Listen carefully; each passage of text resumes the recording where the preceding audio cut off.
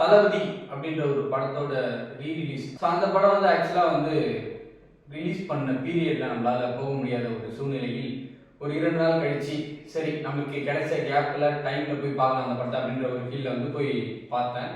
உண்மையிலே வந்து ஒரு லைஃப் டைம் எக்ஸ்பீரியன்ஸ் படம்லாம் ஒரு சில படம்லாம் இருக்கும். ஸோ அதில் வந்து எப்படி சொல்கிறது, நம்ம அதை வார்த்தையால் நம்மளால் வந்து அதை சொல்லவே முடியாது. அந்த மாதிரியான ஒரு எக்ஸ்பீரியன்ஸ் கொடுத்த ஒரு படம் தான் வந்து தளபதி. ஏன்டா நம்ம அந்த காலத்துலாம் குறகலை அப்படின்ற ஒரு ஃபீலுக்கே கொண்டு போயிடுச்சு அந்த படத்தை நம்ம பார்த்து முடிச்ச உடனே. பார்த்து கொண்டே இருக்கும்போது ஒவ்வொரு சீன் ஆகட்டும், ஒவ்வொரு ஸ்டேஜிங் ஆகட்டும், ஐயோ நம்ம பொதுவாகவே ஒரு படம் வந்து சூப்பராக வந்து ஹிட் ஆயிடுச்சுன்னா வந்து இப்போ கரண்ட்ல என்ன பண்ணுவோம்னா ஒரு ஏன்னா அந்த 3 டிராகன் டெம்ப்ளேட் அப்படின்ற மாதிரி ஒரு விஷயம் சொல்லுவோம்.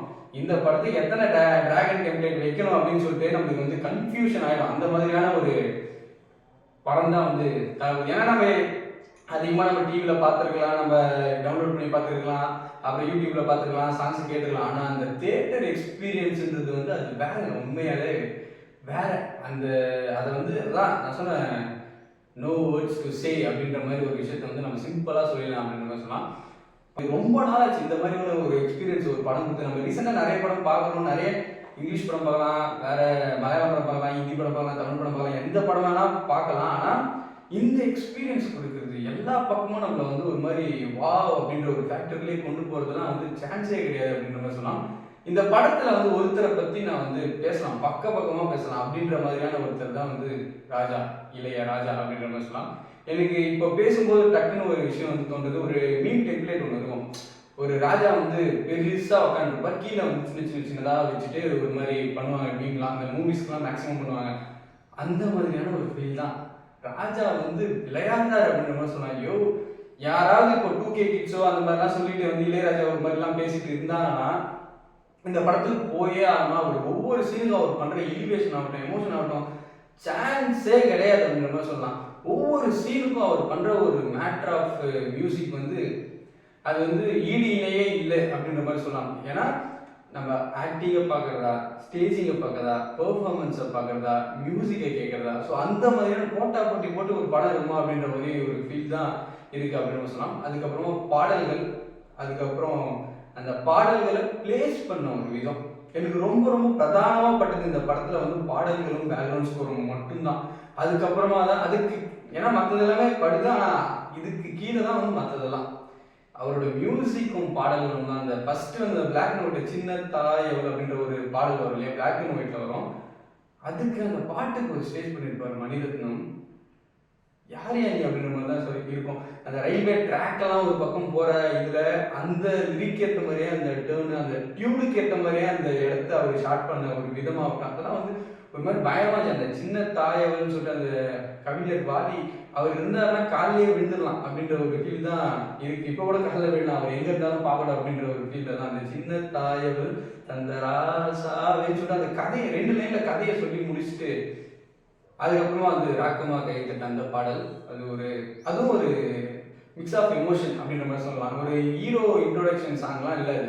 அது வந்து ஒரு எப்படி சொல்றதுன்னா ஒரு மிடில் கிளாஸ் பையனுக்கு தெரியும்னு சொல்லலாமா, அந்த மாதிரியான ஒரு விஷயம். அந்த லைன் ஆகட்டும், மியூசிக் ஆகட்டும், அந்த நல்லவர்க்கெல்லாம் எதிர்காலமே போது தேட்டருக்கு எஃபெக்ட் ஆகுது. ஸோ அந்த மாதிரியான ஒரு விஷயம் தான். ஸோ அந்த பாடலாகட்டும், அதுக்கப்புறம் வந்து யமுனை ஆற்றில் அதுக்கு செட் பண்ண அந்த ஒரு இடம், அப்புறம் அந்த சின்ன தாய்கள் இன்னொரு விஷயம் செகண்ட் ஹாஃப்ல வரும். அப்புறம் வந்து இந்த காட்டுக்குயில் பாடல் பக்கா செலிப்ரேஷனான சாங்.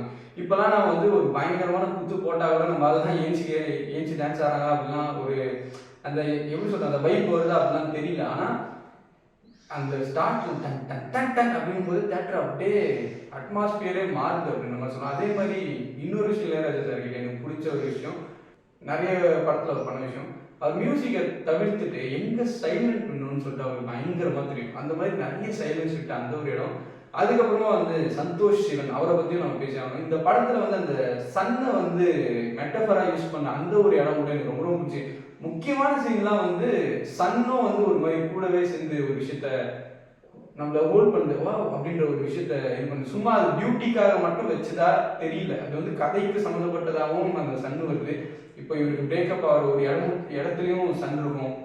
எனக்கு ரொம்ப ரொம்ப ஸ்பெஷலாக மேக்ஸிமம் நிறைய பேர் நோட் பண்ணாத ஒரு விஷயம், இந்த ப்ரீ கிளைமேக்ஸ் வந்து ரஜினி சாரும் வந்து அவங்க ஸ்ரீவித்யாவும் மீட் பண்ணுற ஒரு இடத்துக்கு முன்னாடி சன் ரைஸ் ஆகுது ஒரு ஷாட் காமிச்சிருப்பாரு. அதுக்கப்புறமா அந்த சில்வர் ஷாட் பேக்ரவுண்டில் அந்த சன் அப்படியே ஏறும், இவர் ஃபேஸில் வந்து அந்த சன் ஷைன் வந்து அடிக்கும் அம்மாவோட இது. ஸோ அதெல்லாம் ஸ்டேட் பண்ண ஒரு விஷயம். இதை வந்து சும்மா பியூட்டிக்காக வச்சிருக்காரு, சான்ஸே கிடையாது. ஸோ அப்படின்னு தான் சொல்லணும். உண்மையிலே ஒரு லைஃப் டைம் எக்ஸ்பீரியன்ஸ். இந்த எக்ஸ்பீரியன்ஸ்லாம் வந்து இனிமே கிடைக்குமா அப்படின்லாம் தெரியாது.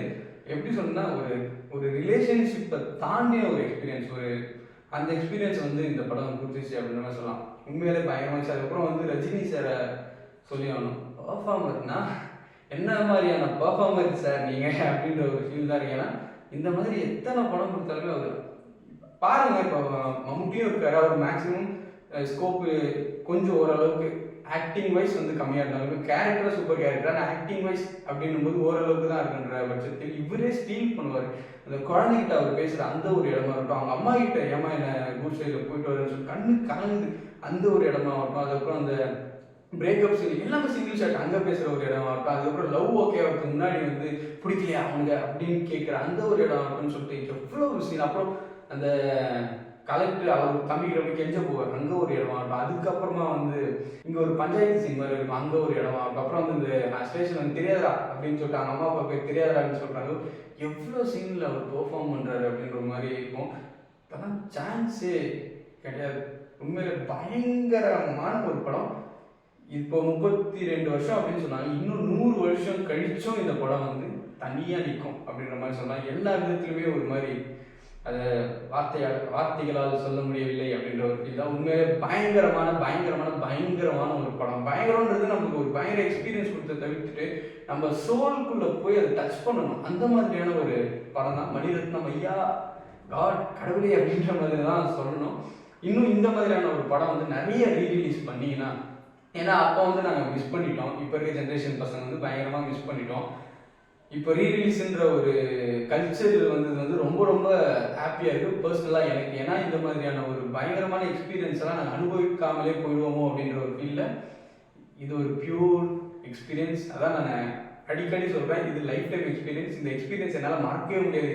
நாம் நிறைய படங்கள் பார்ப்போம், ஆனால் ஏதாவது ஒரு படம் தான் வந்து நம்ம வாழ்க்கை ஃபுல்லாக ஞாபகத்தில் இருக்கும். அந்த மாதிரியான ஒரு தேட்டர் எக்ஸ்பீரியன்ஸ் தான் வந்து தளபதி எக்ஸ்பீரியன்ஸ். இன்னும் பேசிக்கிட்டே போகலாம், ஷார்ட் பை ஷார்ட் பேசிகிட்டே போகலாம். ஸோ ஆனால் அதுக்கு இதே நான் ஃப்ரெண்ட்ஸ் கூட உட்காந்து தான் நம்ம பேசுவோம். ஆனால் உண்மையிலே பயங்கரமான ஒரு எக்ஸ்பீரியன்ஸ். இதுதான் என்னோட எக்ஸ்பீரியன்ஸ். ஆனால் இளையராஜா சார் ஐயா கையை கொடு புகழே அப்படின்ற ஒரு ஃபீலில் தான் இருக்குது எனக்கு.